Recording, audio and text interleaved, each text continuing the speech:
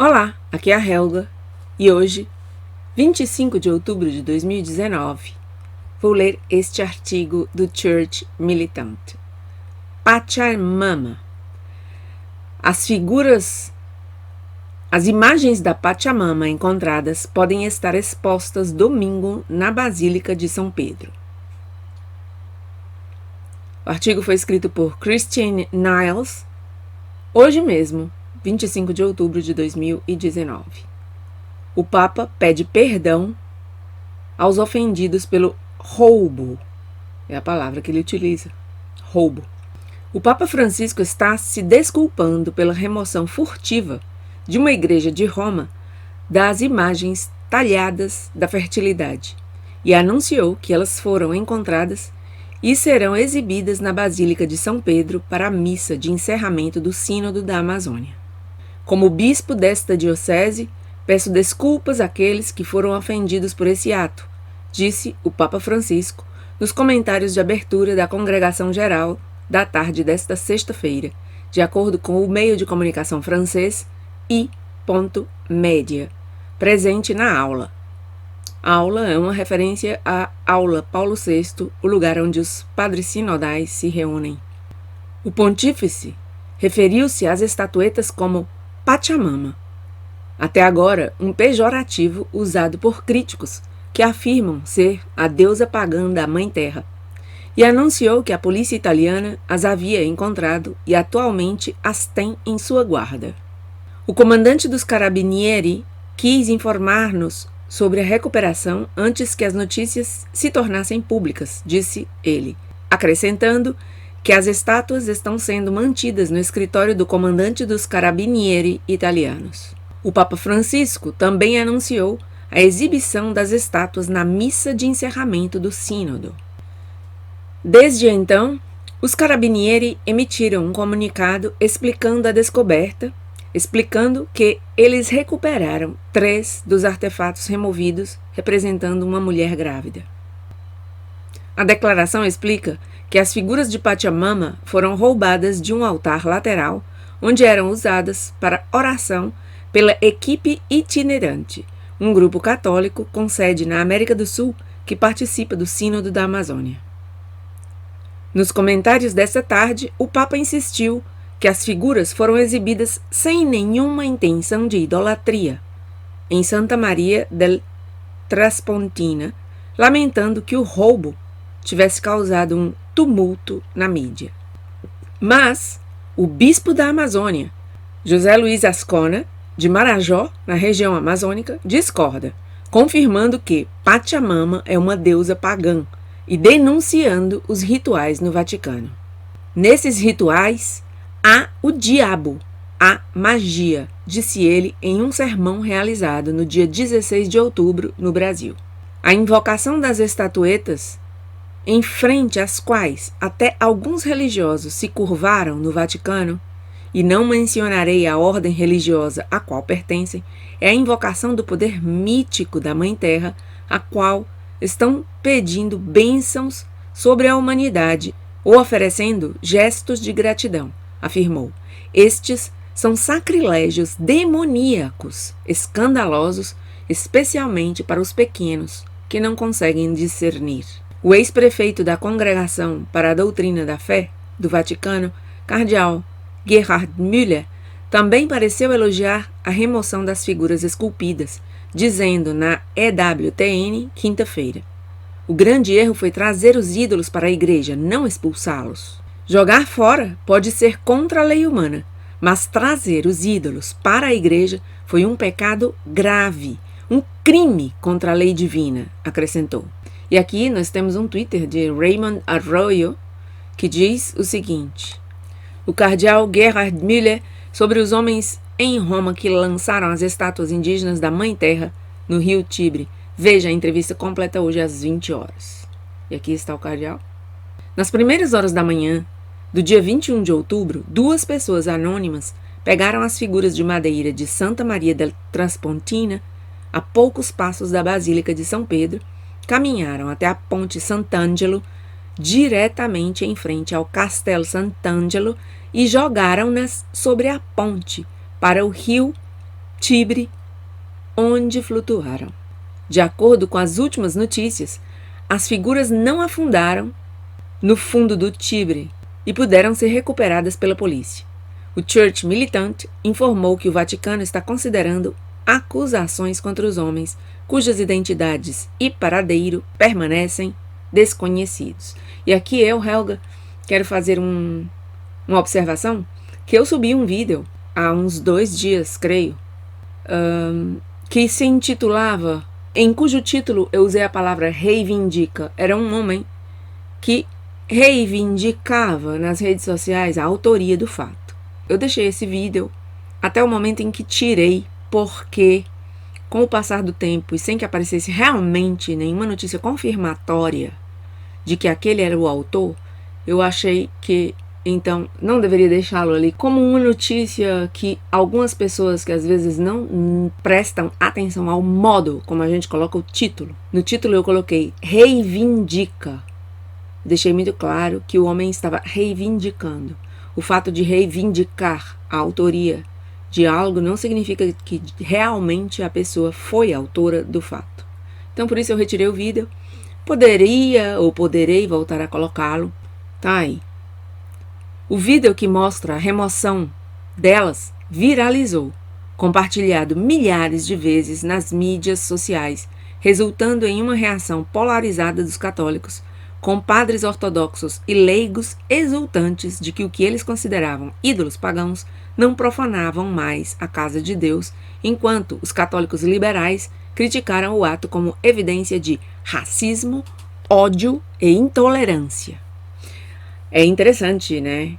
Eu, ultimamente, nos últimos dias, vendo esse tipo de manifestação de que nós, católicos que estamos denunciando todos os erros, porque são erros, destes que organizaram o sínodo, por exemplo, trazer essas estatuetas dessa suposta Mãe Terra, trazer essas estatuetas, que inclusive no meu canal eu trouxe manifestação de várias pessoas críticas, pessoas, não quaisquer pessoas, mas pessoas autorizadas pelos conhecimentos que têm, pelos cargos que ocupam, pelo fato mesmo de serem católicos, bons católicos, digamos assim, para ser bem simplórios. Eu tenho trazido depoimentos dessas pessoas. Esse sínodo não é uma coisa que, quando nós criticamos os católicos de a pé, como se diz, estamos fazendo nada absurdo.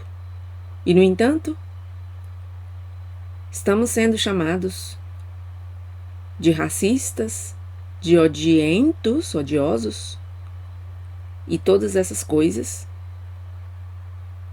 intolerantes, né? E já vi aqui na imprensa espanhola também chamando-nos de ultracatólicos. Agora existe essa palavra, ultracatólico. O que seria um católico ultra? Um católico que defende a doutrina e o magistério da igreja de sempre, de 2000 anos, que defende que os índios tenham direito a ser evangelizados, em lugar de serem usados como estão sendo utilizados por pessoas que têm interesses escusos.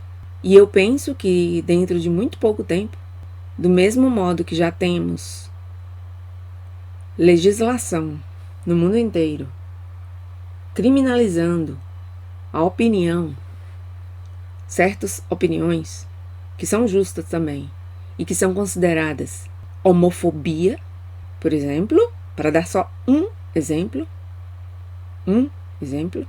porque são muitos, aqui na Europa, muitas as coisas que estão começando a ser proibidas de falar. Então eu penso que dentro de muito pouco tempo a própria hierarquia dessa igreja que está aí, católica, essa hierarquia que está aí no Vaticano, vai começar a proibir-nos de falar contra coisas da igreja que vemos que estão equivocadas. Começa a perseguição.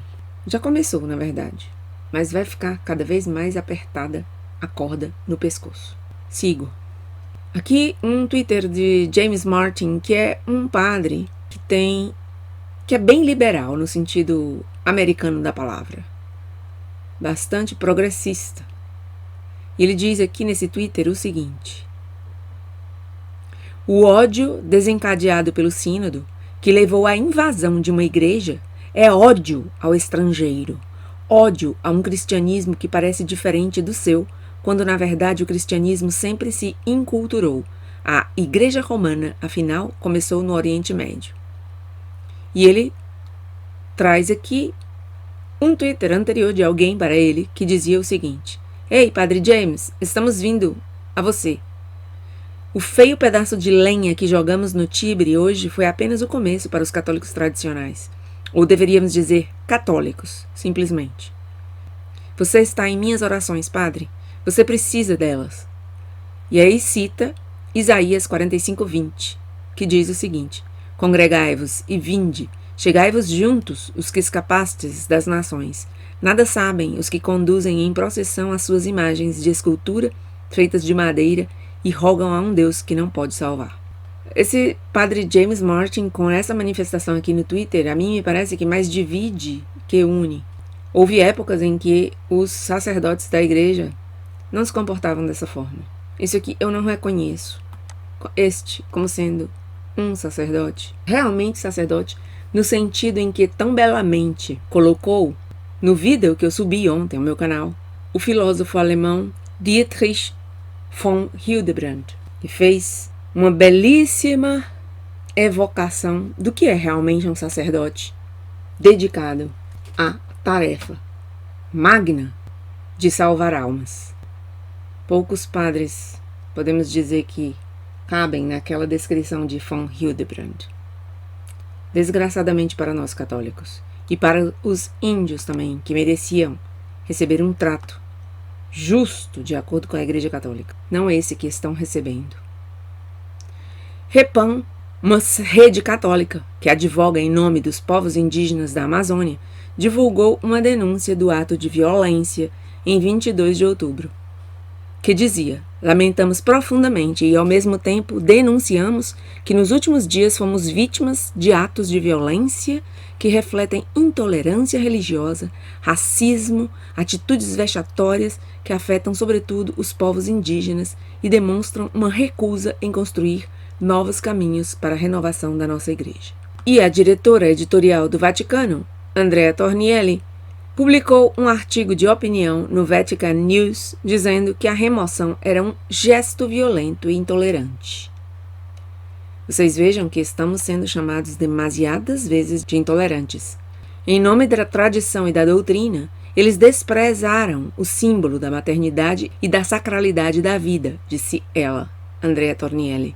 Nos dias anteriores à remoção, os porta-vozes do Vaticano não conseguiram explicar o que as figuras simbolizavam, rejeitando as alegações de que ela representava a Virgem Maria, enquanto negavam que ela era pagã.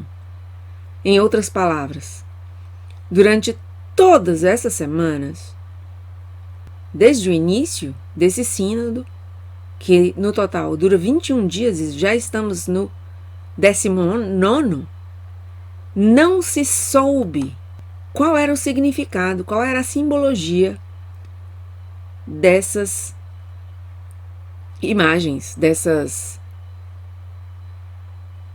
estátuas. Agora eles encontraram rapidamente e estão dizendo aqui, que representam, é um símbolo da maternidade e da sacralidade da vida. Então essa é a crítica que ao final aqui faz Christine Niles, que assina esta matéria para o Church Militant. É uma crítica que ela faz quando diz: nos dias anteriores à remoção, os porta-vozes do Vaticano não conseguiram explicar o que as figuras simbolizavam, rejeitando alegações de que representava a Virgem Maria, enquanto negavam que era pagã. E sem embargo, entretanto, aqui essa Andrea Tornielli, diretora editorial do Vaticano, quer dizer, que tem autorização para falar pelo Vaticano, diz em uma peça de opinião, em um artigo de opinião no Vatican News, que o ato de remoção Foi um gesto intolerante e violento de um símbolo da maternidade e sacralidade da vida. Então, finalmente, o Vaticano diz qual é a simbologia daquelas estátuas. Nada mais, este é todo o artigo. Obrigada por estar aí e até o próximo vídeo.